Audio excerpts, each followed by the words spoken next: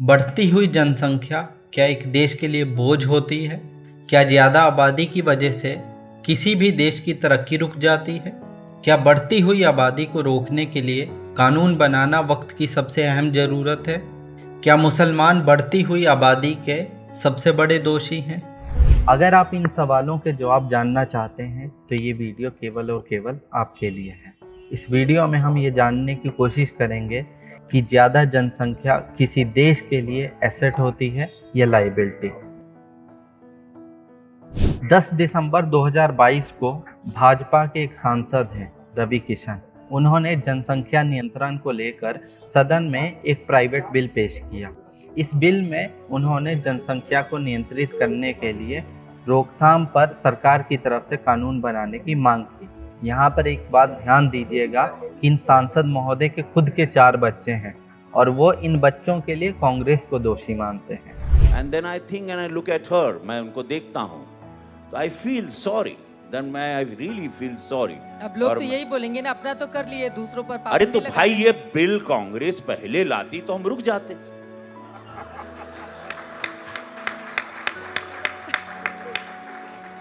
इसमें भी कांग्रेस ही दोषी है। जैसे ही इस बिल को सदन में पेश किया गया है, इस देश में एक नई बहस शुरू हो गई है। बाकी मुद्दों की तरह इस मुद्दे में भी देश की एक बड़ी गिनती ने सीधे तौर पर मुसलमानों को दोषी ठहरा दिया है। ज़्यादा आबादी को अमूमन किसी देश के लिए बोझ कहा जाता है, मगर जब आप आंकड़ों को देखेंगे तो हकीकत कुछ और ही नजर आएगी। दुनिया की हकीकत से रूबरू होते ही समझ आएगा कि ज़्यादा आबादी तो किसी मुल्क के लिए एसेट होती है, ना कि लायबिलिटी। यहाँ तो ये भ्रम फैलाया गया है कि ज़्यादा आबादी देश की तरक्की को रोक देता है।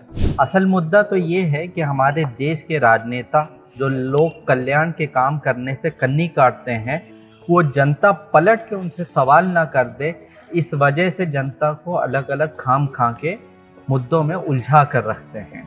जनसंख्या विस्फोट भी ऐसे ही राजनेताओं द्वारा छोड़ा गया एक शिगुफा है। सरकारें अपनी जनता को बुनियादी सुविधाएं और रोजगार दे नहीं पाती तो उल्टा जनता को ही दोषी ठहरा देती है कि अरे तुम लोग ज़्यादा बच्चे पैदा कर रहे हो, इसलिए देश की तरक्की हो नहीं रही है। ज्ञानदीप कौशल ने अक्टूबर 2009 में एक आर्टिकल लिखा था जिसमें साफ तौर पे कहा गया था कि एक बड़ी आबादी अपने आप में बोझ नहीं है। एक बड़ी आबादी को देश के लिए संपत्ति के रूप में बदला जा सकता है। आज जिस तरीके से हम भारत की बड़ी आबादी को देखते हैं वो सभी मामलों में ठीक नहीं है। सबसे बड़ा उदाहरण हम चीन का दे सकते हैं। इसकी जनसंख्या भारत से अधिक है, लेकिन भारत की तुलना में हम चीन के विकास के स्तर को देख सकते हैं। वो अपनी आबादी को कभी बोझ नहीं मानता है, वो टेंशन में भी नहीं आता है और ये भी नहीं सोचता कि इतनी बड़ी आबादी का क्या किया जाए, बल्कि वो तो अपनी आबादी को संपत्ति की तरह इस्तेमाल करता है। कुछ लोगों को ये सुनकर बहुत तकलीफ होगी कि भारत सरकार के गृह मंत्री अमित शाह ने भी ज़्यादा आबादी को देश की अर्थव्यवस्था के लिए अच्छा बताया था। इसी पार्टी के कुछ लोग दिन रात मुसलमानों को बढ़ती हुई जनसंख्या के लिए कोसते हुए आपको मिल जाएंगे। टाइम्स ऑफ इंडिया की 2019 की रिपोर्ट पढ़ेंगे तो उसमें साफ तौर पे इस बात की वजाहत की गई है कि ज़्यादा आबादी या ज़्यादा जनसंख्या हमारे लिए समस्या नहीं है, बल्कि ये तो हमारी सबसे बड़ी ताकत है। इसी रिपोर्ट में कहा गया है कि निकोलस एबरस्टेट द्वारा 2007 में बहुत सारे लोग नामक एक अध्ययन में पॉपुलेशन डेंसिटी और गरीबी के बीच कोई संबंध नहीं पाया गया है। लोगों का घनत्व जितना अधिक होगा, आप उनसे संसाधनों के लड़ने की उतनी ही अपेक्षा करेंगे। एग्जाम्पल के तौर पर मोनाको को देख लीजिए, जिसकी पॉपुलेशन डेंसिटी बांग्लादेश से 40 गुना ज़्यादा है। वो अपने लिए बहुत अच्छा कर रहा है। बहरीन की मिसाल भी ले सकते हैं, जिसकी पॉपुलेशन डेंसिटी भारत से 3 गुना ज़्यादा है, मगर उसका विकास आपके सामने है। लाइव मिंट का एक आर्टिकल पढ़ेंगे तो उसमें साफ तौर पे ये कहा गया है कि भारतीय समाज में आम तौर पे एक अवधारणा बना दी गई है कि बढ़ी हुई आबादी देश की हर समस्या के लिए दोषी है या विलन है। पारंपरिक मान्यता है कि भारत गरीब बना रहेगा क्योंकि इसकी जनसंख्या बहुत तेजी से बढ़ रही है।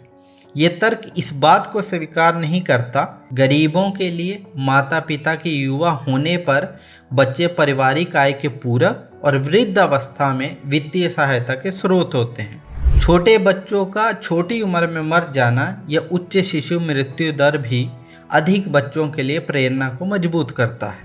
International journal of computing and corporate research की तरफ से पॉपुलेशन एज एन एसेट और लाइबिलिटी टॉपिक के तहत एक रिसर्च 2014 में पब्लिश की गई थी।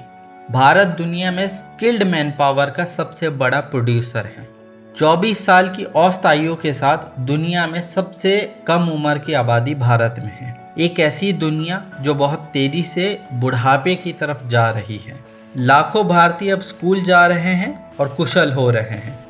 भारत दुनिया में इंजीनियर और अंग्रेजी बोलने वाले पेशेवरों का सबसे बड़ा प्रोड्यूसर है। एक सबसे बड़ा भ्रम और जो भारतीय समाज में बहुत बुरी तरीके से फैलाया गया है वो ये है कि ज़्यादा आबादी या ज़्यादा बच्चे या तो गरीब पैदा करते हैं या मुसलमान, मगर ये कोरे झूठ के अलावा कुछ और नहीं है। अगर आप फर्टिलिटी रेट को देखेंगे तो 1960 में जो जन्म दर 6% होती थी या प्रति व्यक्ति 6 बच्चे होते थे वो 2020 में घटकर 2 पर आ चुका है। यहाँ पर एक चिंताजनक आंकड़ा भी है कि कुछ समुदाय जो ऐसे भी हैं जिनका फर्टिलिटी रेट या जिनका जन्म दर उनके मृत्यु दर से भी नीचे आ चुका है। इसका सीधा अर्थ ये होता है कि उनकी आबादी बढ़ने की बजाय घट रही है। अब आप बहुत अच्छे से ये बात समझ चुके होंगे कि आबादी के मामले में इस वक्त देश में केवल एक भ्रम फैलाया जा रहा है। जो आबादी हमारे देश को दुनिया का सबसे युवा देश बनाती है, हमारी इकोनॉमी के लिए वरदान साबित हो सकती है, उसको नेता नगरी ने अपने कुकर्मों से पल्ला झाड़ने के लिए देश के सामने विलेन बना दिया है। युवाओं को स्किल्ड करके रोजगार देने में नाकाम साबित हो चुकी यहाँ की सरकारें उल्टा जनता को ही ज़्यादा बच्चे पैदा करने के दोष के साथ अपराधी साबित कर चुकी हैं। और जानते हैं सबसे हैरानी की बात वो ये है कि जनता ने भी मान लिया है कि बेचारी सरकारें तो बहुत मासूम हैं, असल दोषी तो वही हैं। जनता की बेचारगी का आलम ये देखिए कि उनको लगता है कि उनके बच्चे ही इस देश की तरक्की में रुकावट है। इस वक्त हमें ज़रूरत इस बात की है कि हम इन मुद्दों को समझें और नेताओं द्वारा फेंके गए इन शिगुफों से बचे और आबादी को एक एसेट की तरह ले, ना कि एक लाइबिलिटी की तरह।